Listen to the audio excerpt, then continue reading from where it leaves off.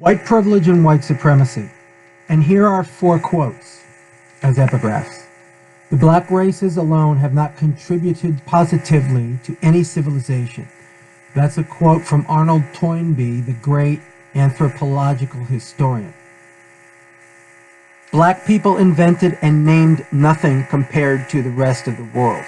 That's a quote from Dr. Neil deGrasse Tyson, the famous black physicist. Quote number 3, Africans have never built a major enduring city in 3,000 years. That's a quote from the Reverend Dr. James David Manning, who is the pastor of a famous church up in Harlem. And the last one, who's more racist, black people or white people? Black people. You know why? Because we hate black people too. That's comedian Chris Rock. The best comedians are often dead serious. Okay. Now on with the reading. The European achievement. Every person on this planet is a white supremacist. The most vehement white supremacists are non-whites. White European males didn't discover fire and they didn't invent the wheel, but they invented or discovered pretty much everything else. Look around you. Everything you see was created and built by white European men. But it's not primarily about things. It's about the ideas that made the things you use and enjoy possible. Caucasian European male achievements, discoveries, creations, and inventions. The scientific method, epistemology, or the drive for absolute certainty in knowledge acquisition and organization, Thomas Aquinas, produced logic, epistemology, metaphysics, etc. Axiomatics and mathematical proofs and discoveries, begins with Euclid's The Elements. 4, atomic theory. 5, philosophy. Everybody talks about Chinese philosophy and Indian philosophy. It's all bullshit. They don't have philosophy. They have religion that sounds like Western philosophy. Philosophy requires several steps backward of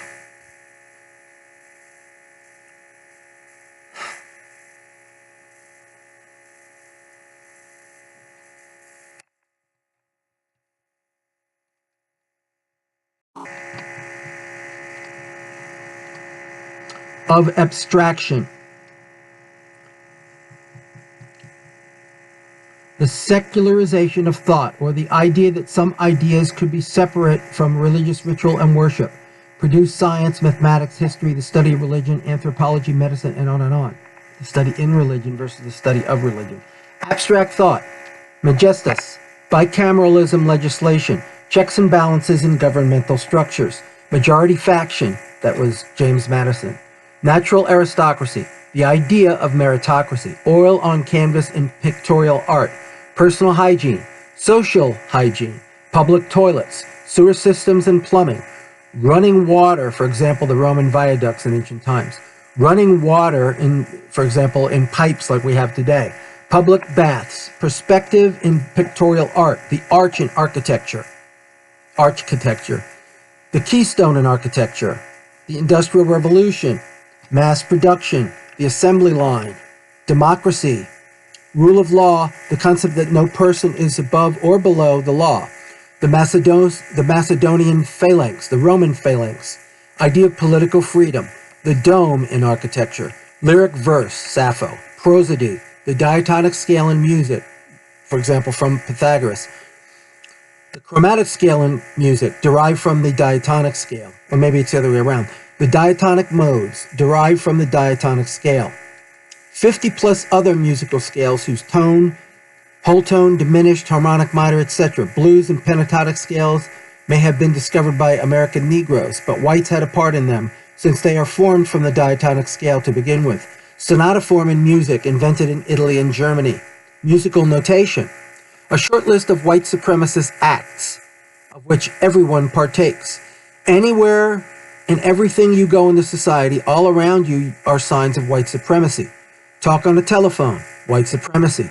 Drive a car, white supremacy. Take a trip on an airplane, white supremacy. Study at a university, white supremacy. Fire a gun, white supremacy. Look at painting by Picasso, Van Gogh, Rembrandt, Leonardo, Michelangelo. White supremacy. Zip your fly on your pants after you take a piss. That's white supremacy.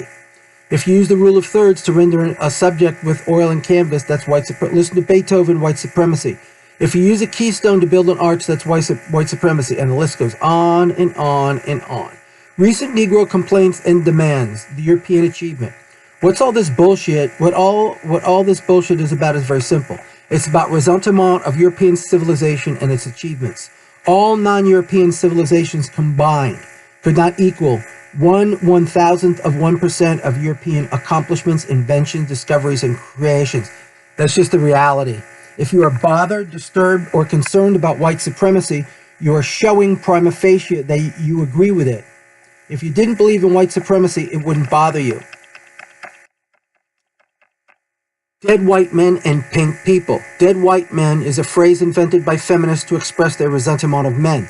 The term pink people evolved by Negroes and other non-Caucasian minorities to white people to vent their resentment of Europe, the European achievement, the society that white people created and which they enjoy, and the white people and white people in general.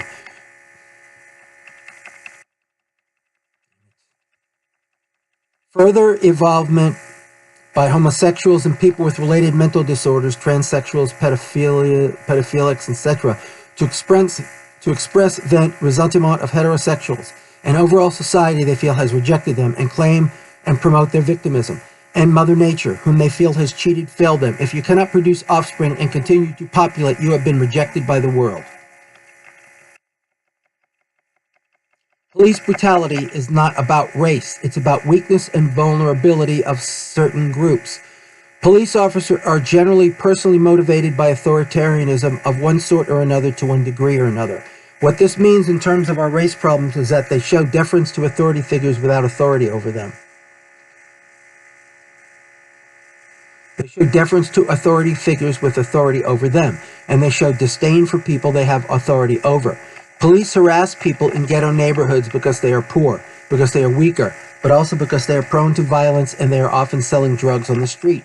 My personal feeling is any male at least 18 years of age who is hanging around the streets during business hours should be shot and killed.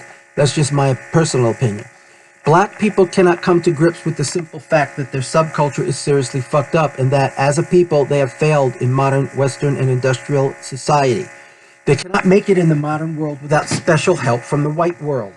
Your culture is seriously fucked up. You have very serious problems. You don't want to work. You don't want to be responsible parents. Your children have no belief in their ability to learn what is needed to succeed in our society from school or from the home.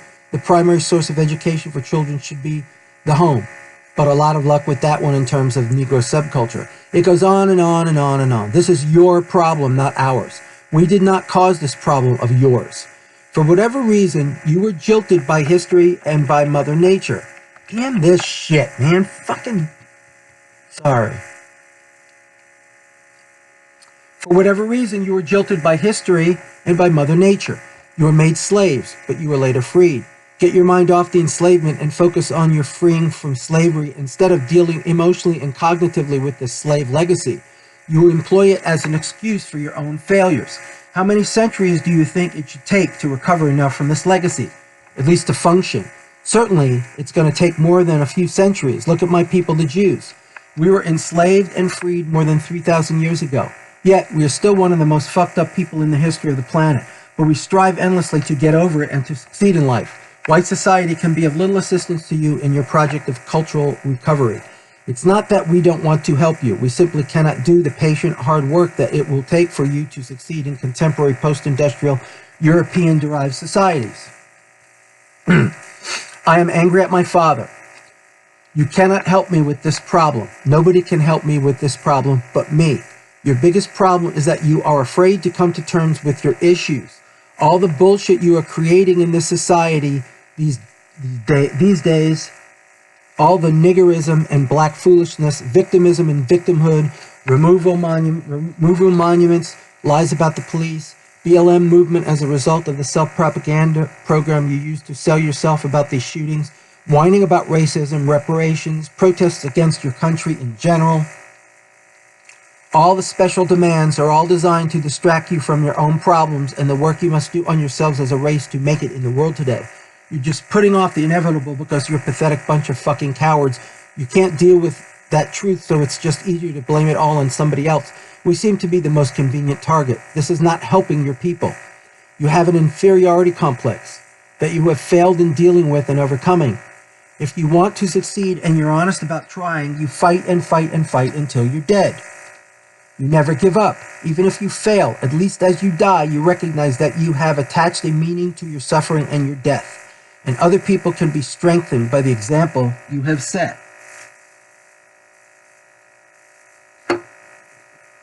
White supremacy is the stone cold reality of this planet at this time in history. Maybe a thousand years in the future, some other racial ethnic group will pick up where white Europeans left off. Maybe they will conquer space and time, and what are other problems white Europeans have not solved so far. Maybe Bangladesh will come along, or maybe people from Tierra del Fuego or wherever. But at this point in history, all women, all non-Europeans, and all non-white races owe white European men everything. You owe them everything. So get real with this white supremacy bullshit. Why shouldn't whites be supreme?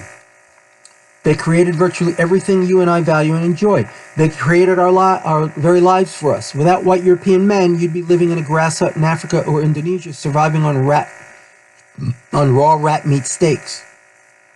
What they're saying about white privilege is essentially correct. But they are avoiding the obvious answer to the question and avoiding the questions itself. But who gave them this privilege?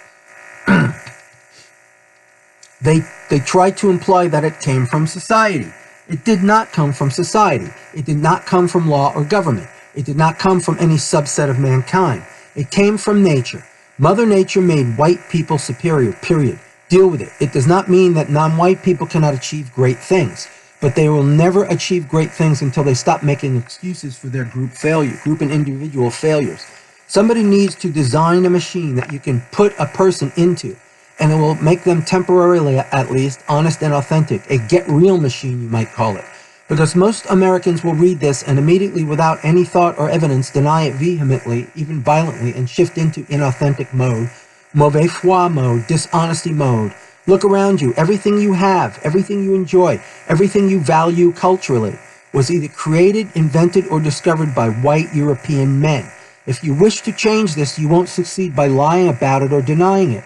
You'll only succeed in changing this reality by encouraging non-white people to discover, create, or invent for themselves, and not by attacking Caucasians and their institutions, which you get great benefit from. What have African American people given to this country in 400 years of being here? Basically three things: blues, jazz, and the peanut. Even though excuse me. Even those achievements only occurred after being influenced by white European civilization. There has never been any evidence of use of Pythagoras' diatonic scale anywhere in sub-Saharan Africa. Blues and jazz are both based on Western musical techniques. I don't know if they ever had legitimate music in Black Africa, meaning music comprised of the four elements of music, which is melody, harmony, rhythm, and tone color. I don't think they ever had any real musical instruments except drums and logs that they drummed on as drums. Eat a peanut butter sandwich. White supremacy. Oops.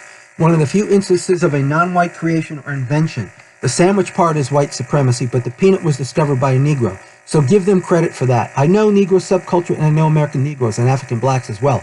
I grew up and went to school with the scrubs of Miami's worst black ghettos from Liberty City, Overtown, and beyond. I've known black mathematical geniuses, actually only two, and dedicated track blacks who train for Olympic long jumps hurdles. All right, I'm going to skip that because that was I've already made a video of that.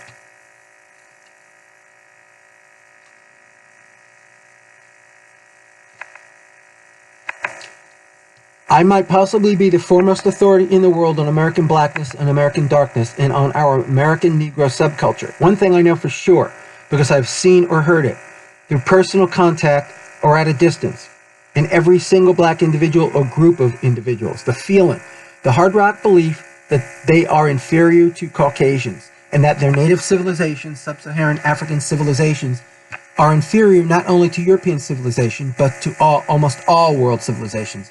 I'm not saying that I feel or believe that they are inferior. I'm saying that they feel and believe that they are inferior. Inside the head and heart of every Negro American is a feeling of terror at the idea that there might have been good reason that they were made into slaves, that they could have been enslaved. They could not stop others from enslaving them, and that they had no ability to enslave other races, except themselves. The slaves that Europeans actually bought in the 15th, 16th centuries, whenever it was, were sold to them by black slave traders. This is psychologically inevitable in every cultural group with a historical legacy of enslavement. Just look at my people, the Jews. We were enslaved in Egypt thousands of years ago, so we believe, and we are still resentful of the world and have been systematically striving to undermine European civilization ever since. I've known Negroes. Meditation on darkness. Negroes today, in America and throughout the world, repress ressentiment, or sometimes they don't repress it, toward Caucasian European society for what they perceive as its superiority. I'm not saying that I believe Negroes are inferior, nor am I saying that I believe they aren't inferior. What I am saying is that you think Negroes are inferior, and Negroes do too. It's irrelevant whether or not blacks are inferior to whites. At their deepest, darkest, subconscious depths, and I can't push this enough, they believe they are inferior. They cannot escape from the fact that they were made slaves by Caucasian Europeans, while Europeans weren't enslaved by anybody, but especially not by Africans. This is the fact that fuels their sense of inferiority. It's a hard, harsh reality to try to come to terms with, and so far, they have failed to come to terms with it. The psychocultural damage from a heritage of slavery is permanent, but you can still learn to function to a certain degree. This is the black predicament today. It's not their fault, but they will never believe it. This is one reason why multiculturalism will never succeed. Thus, darkness descends. Superiority, or corresponding inferiority, can be defined and measured by a great variety of value systems. All right, I've read a lot of this, In Arthurian legend, superiority was determined by one's prowess at jousting. Not the only way, but the main way. You could be faithful or disloyal. You could be brilliant or the village idiot. You could possess profound physical courage or be a pathetic coward. But if you couldn't joust well, you could never advance in Arthur's England. Europeans created or discovered science and the scientific method. They used that discovery to create a technological superiority such as no one in history has ever come close to equaling. The Romans equal it if you do the money exchange rate by time. The advances they made in technological engineering prowess were almost as advanced over what had been done previously in their part of the world than ours of what is done previously in our neck of the woods. They used the technological superiority to create military tools that could be used to annihilate any civilization society that has ever existed. Black Africans have exhibited many unique native talents in reference to other racial groups. Superior nervous system reaction time and efficiency, athletic and combat coordination, superior speed and agility in body performance, rhythmic brilliance in music, dance, athletics, and fighting arts. But the most convincing definition of racial or cultural superiority has to do with the society's ability to destroy other competing societies. Yes, it is the nature of human culture to be competitive with any and all other cultures. When you have that, you have the bottom line. There aren't too many convincing arguments against that definition of superiority. All right, there's a lot of this that I've already...